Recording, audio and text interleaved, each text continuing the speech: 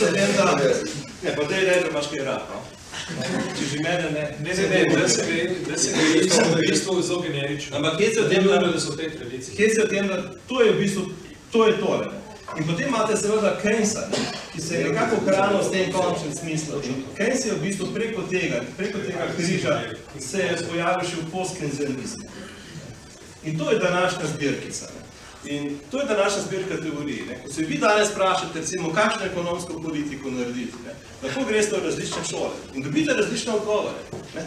In ne dobite enakega. Lahko greste še vedno neoklasične sinteze. Večina ekonomistov, koliko smo naučeni razmišljati o neoklasični sintezi semnega tipa.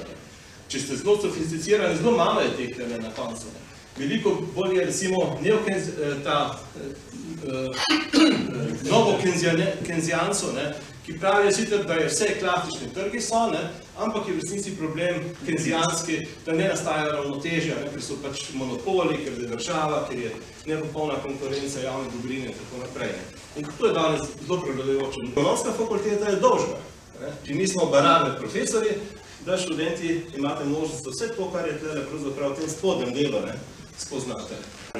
Tisto, kar je bolj pomembno, je seveda potem, ko človek postane praktičen človek, ali s temi teorijami, se pravi z nekim holističnim pristopom, ki je bogokleten, če smo teoretiki, ampak v praksi smo pa holistični in to samo ne v spektru teh raznih ekonomskih teorij, ki so si marsikdaj kontradiktorne v svojih praktičnih implikacijah, ampak tudi širše, se pravi od socioloških so bile omenjene, psiholoških in tako naprej, ker sem pozabil omeniti, ena zelo resna veja psihološke ali pa vedenske, mislim, da mi prevajamo vedenske ekonomije in tako naprej, evolucijske, ne vem kaj še vse bi lahko dali, in ogromno podpodročji na tem področju, eksperimentalne, ne vem kaj še vse bi lahko najdeli, izjemno zanimive stvari, in seveda znotraj tega iskati konsens ali pa eno teorijo je še enkrat podarjen čisti nonsens.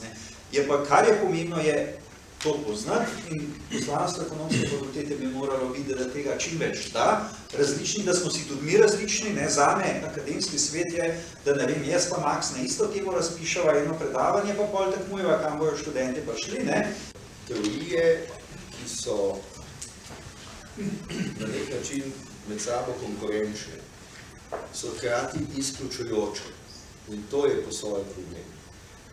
Teorija, ki hoče biti izključujoča, zelo hitro postane polna svoje lastne ideologije. In tisto, kar bi moralo krasiti intelektualce, in to je morda tisto, kar v sociološkem smislu, v teoriji znanosti morda še najbolj lahko najdemo pri Marxu. Se pravi to, ampak on je imel seveda politično-ideološke druge cilje in je teorijo instrumentaliziral. Ampak kljub temu, izjemno pomembno je, da so diskurzi odprti, da so komunikativni in da je neka kritična poanta v vsakem intelektualnem vedenju. Se pravi, intelektualec je človek, ki se mora izogibati kakršnekoli ideologizacije svojih stališč in ki je hkrati kritičen do svojega lastnega teoretskega polja in hkrati do drugih, kajti v tem, ko se sooča z drugimi, razvija svojo znanost oziroma se v bistvu tako tudi znanosti razvijajo. Ena stvar, ki se mi je zdela tako v slovenskem prostoru mogoče nekaj posebnega, pa mogoče dela krivico Slovencev, zato ker je izpostavljena beseda neoliberalizem kot neka psovka in je hkrati jemana, kot da je to ekvivalentno, recimo, neoklasični sintezi, tem modelom. Ni tega izraza. Absolutno tega izraza ni. In tisto, kar sem hotel nadgraditi kot misel, je, neoliberalizem je bil definiran tam v 20-ih na enem kongresu, da sem že podrobnosti pozabil, medtem ko neoklasična ekonomija ni ideologija, je na predpostavkah zgrajena. Ali pa rečemo, tisto, kar ekonomija danes počne, je na predpostavkah zgrajena, ker drugače sploh ne morate sklepov potegati. Se pravi, smo prisiljeni v neke predpostavke, seveda si želimo čim manj predpostavk, tako naprej. Ampak to dvoje enačati je najmanj absurdno. In tisto, kar recimo medijski svet v Sloveniji zlorablja, je, da enači ekonomijo kot znanost z neko neoliberalistično mislijo, ki je v bistvu dogma, ideologija. Tega se vi kot ekonomisti bodoči upam, da ne boste pravočili. V tistem hipu, ko ti determiniraš predpostavke v znanosti, si znanost notranje ideologizirajo. To je definicija ideologije. Definicija ideologije je, da ti zapreš sistem, da postane sistem determinističen. In to je tisto, kar je težava. Težava kakršnekoli teorije, tudi neoklasične. Mogoče za na koncu, ostane ni veliko še vprašanje, pridejo ekonomisti nekako, zato ste zdaj že vsi malo začeli o tem govoriti. Ekonomisti so nekako v dveh sferah, v tej javni, pa v znanstveni. Ta znanstvena je tam, kjer črpajo autoriteto, da nastopajo pač v javni. En izmed problemov, recimo že v zadnjih 50 letih je to, da tudi vsi ekonomisti niso ustvarjeni enaki. Nekateri dobijo Nobelove nagrade, čeprav so te Nobelove nagrade seveda niso uradne Nobelove nagrade, to so Nobelove nagrade centralne banke. Ampak, če gremo na kratko, ali se da te dve, ali so ekonomisti schizofrena biti, ali se zavedajo, ker tukaj pa potem en problem, če se ti zavedaš, da imaš znanstveno sfero, ki bo nekako vplivala tudi na javno, tukaj je pa potem tista, kjer se neka ideologija, pa še marsikaj noter usede. Recimo, če gledamo Čikaško šolo, ki je najbolj uspešna šola, kar se tiče Nobelovih nagrajencev, tudi vidno, financirana strani Rockefellerja, ustanovljena strani Rockefellerja 1890, je financirana strani konzervativcev skozi celo 20. stoletje. Se pravi, in Rockefeller je to imenoval za svojo najboljšo investicijo. To je povedno. Ampak na vsak način, in John Robinsonova je recimo dejala, da te dve, da človeka ne moreš dati na pol, da ekonomisti se morajo zavedati in morajo biti iskreni nekako, kje stojijo. Tako, ker vemo, da je revija The Economist liberalna, v ekonomskem smislu, pa tudi v bistvu v političnem. Vemo, da je Guardian recimo levičarska, ampak vsaj vemo, kje stojimo in znotraj tiste paradigme probamo biti čim bolj iskreni. Ali se pravi vprašanje, če ga damo čisto kratko, je, ali se te dve sfere da ločiti, ali je to čisto utopično. Če smem, bom probal biti kratek. Mislim, da je bilo že izrečeno, to področje ni value free.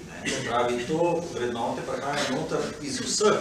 Bilo je rečeno že pri predpostavkah. Se pravi, tudi če samo teoretiziramo že pri predpostavkah, izražaš svoje določene vrednotne predpostavke.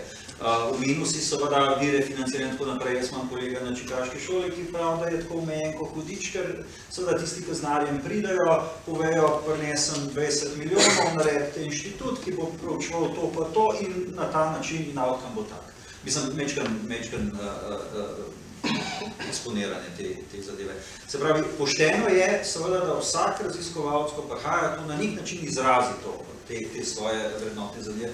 Sašo je potem rekel, se pravi, vrednote pa povozi empiricizem. Lejte, verjamte mi, da ne. Jaz sem to že, pa zdaj ne bomo šli v detajle, že kot zelo mlad ekonomist sem ravno na tej šoli ugotovil, ko smo imeli seveda profesorja marksista pa profesora neoklasika, ki sta seveda želela dokazati različne seveda svoje zgodbe, sta na isti podatkovni bazi to uspela narediti. Se pravi, če dosti pameten, lahko tako ali drugače manipuliraš zadeve in to je Marx, mislim, da prej rekel, sam empiricizem še ne bo dokazal v enem časovnem obdobju, da je seveda ena teorija ima prav, druga pa ne.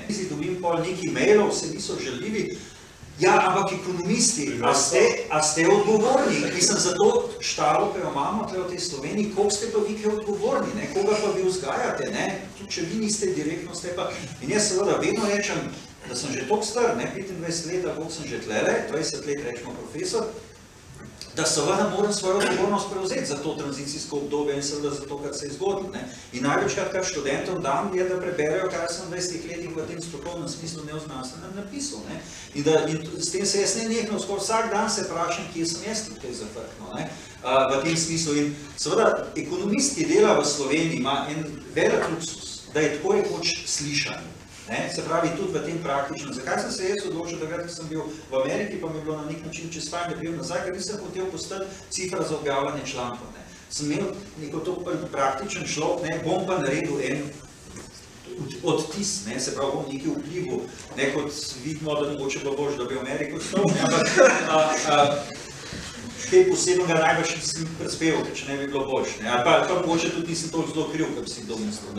Ampak hočem reči, ja, da imamo svoje, ne, in seveda ti odzivi, ki jih od odzuni ponavadi slišimo, do ekonomske fakultete, in mislim, da so zelo pravičeni, je, a naredite zadosti, da razložite, zakaj se kaj dogaja, ne? Marsikdaj mi niti ne znamo, zakaj je prihajalo do kraja, zakaj še vedno prihaja do kraja, zakaj ne soočate več različnih mnenj in podobnih zadev, ne, rečemo, karkoli že, ne. Ampak mislim, da smo to svoje poslanstvo, ne, ki ga imamo tudi v odnosu do slovenskega, tega bolj lokalnega razvoja, smo relativno slabo upravili. Ali so bili pa učinki slabi? Največer, jaz se nas, zakaj ne prepričate politikov, da ravnajo drugače, ne mi očerjem pisal.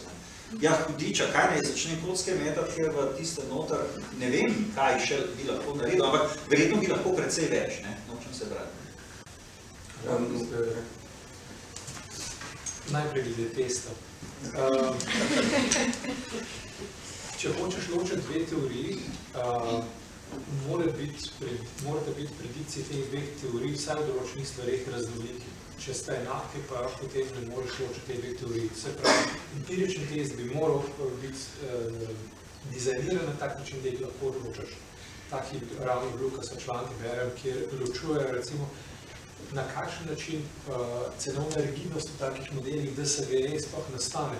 In je velika debata o tem, ali recimo je lahko kalvotip določanje cen pravi ali ne, ker je postavljanje cen neodvisno od časa. Pa obstajajo drugi modeli, kjer je pa vse odvisno od časa in tako naprej. Je treba zelo fine teste oblikovati, zato da lahko ločiš teorijo. In to glede tega. Glede družbene odgovornosti taka lažja. Jaz mislim, da nimamo šans, da bi vplivali na družbo. Ljudje so različno misleča bitja in dejansko rabimo homogenizacijo mnenj. Če hočete spremeniti družbo, jaz kot ekonomist, ko sem 2-3 se iz Konence vračal, poskušal nekako v tisti skupini Jožeta Damjana vplivati na javno mnenje, napisal nekaj člankov in tako naprej. Večina je bilo res negativnih odzivov, še posebej na tiste, ko sem predlagal dvig starosti v upokojitvi na 70 let. Tiste res ni šlo dobro, tudi mama je trpela v službi. Dejstvo je, da bi bilo koristno, da bi kaj tazga naredili, ker bi bili danes upokojenci bogatejši, ampak tega ljudi ni bilo mogoče prepričati. Vsi so argumenti so trivialni, jaz sem uporabljal argumente tudi skoliko so v orehi. Predstavljate si, da je 10 ljudi v družbi in vsak proizvede en kokosov oreh, 5 jih upokojiš. Kakšen je standard? Pade na pol. In take primere sem uporabljal v kolumni. Jaz si bolj preprostega primera pa res ne znam zamisliti. In enostavno te ne bodo slišali, dokler večina ljudi ne razmišlja na tak način, kot na argumente, do takrat teh sprememb ne bo. In žal smo morali iti čez. Lahko rečemo temu učna ura naroda, enostavno smo šli čez, probali, zdaj ljudje vidijo zelo nazorno, kaj pomeni nacionalni interes. Pred leti so poudarjali to, da je zelo pomenilo, da je slovenska lastnina. Ok, no, zdaj imate, zato ker ste imeli slovensko lastnino, par milijard evrov za plačati za dokapitalizacijo bank in tako naprej. Težko je prevzeti odgovornost za ta del. In mislim, da politiki bodo vedno oportuni, ampak oportunizem bo tudi v pozitivnem smislu, ko bodo ljudje mislili, tako večina, bodo tudi politiki, ki so naredili.